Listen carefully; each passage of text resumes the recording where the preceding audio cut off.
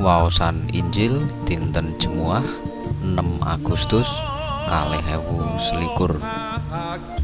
Mugi Gusti tansah manunggala kaliyan kula sedaya. Pethikan Injil suci anggitane Santo Markus bab 9 ayat 0 ngantos 11.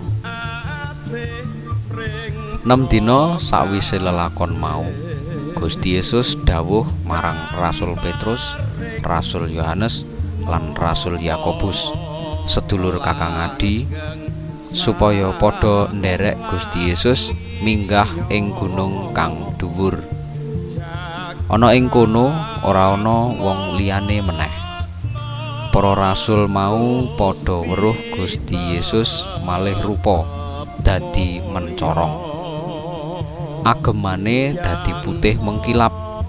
Sak jagat iki ora ana wong sing bisa mutihake sandangan nganti kaya mengkono. Para rasul uga padha weruh Nabi Elia lan Nabi Musa ana ing kono, lagi padha ngendikan karo Gusti Yesus.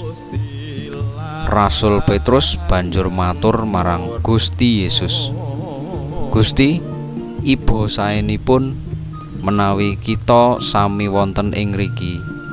Prayoginipun kawula sami ngedekaken tenda 3 wonten ing mriki.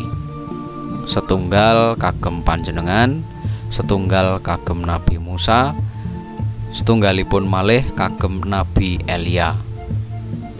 Anggone Rasul Petrus matur mengkono mau, merga ora ngerti apa sing kudu dikandhakake, sebab Rasul Petrus, Rasul Yohanes lan Rasul Yakobus kabeh padha wedi banget. Dumadakan ana mega teka, ayang-ayangane nutupi wong kabeh mau. Tumuli ana swara saka ing sajroning mega, tembunge, "Iki putraku dhewe sing dak kasihi. Padha manuta saprintahe." Para rasul padha noleh ngiwa nengen, nanging ing kono wis ora ana wong liyane meneh kejaba mung Gusti Yesus piyambak. Sawise kuwi Gusti Yesus lan para rasul nuli padha mudhun saka gunung mau. Sajrone tindak Gusti Yesus meling marang para rasul mengkene, "Apa sing kok deleng iki mau aja kok kandhakake marang sapa wae nganti putraning manungsa wungu saka ing seda." Wong telu mau padha netepi sapiwelinge Gusti Yesus, nanging padha rerasanan dhewe apa kersane Gusti Yesus kok ngendika bab wungu saka seda. Mekaten Injil dalem Gusti. Sembah nuwun konjuk ing Gusti.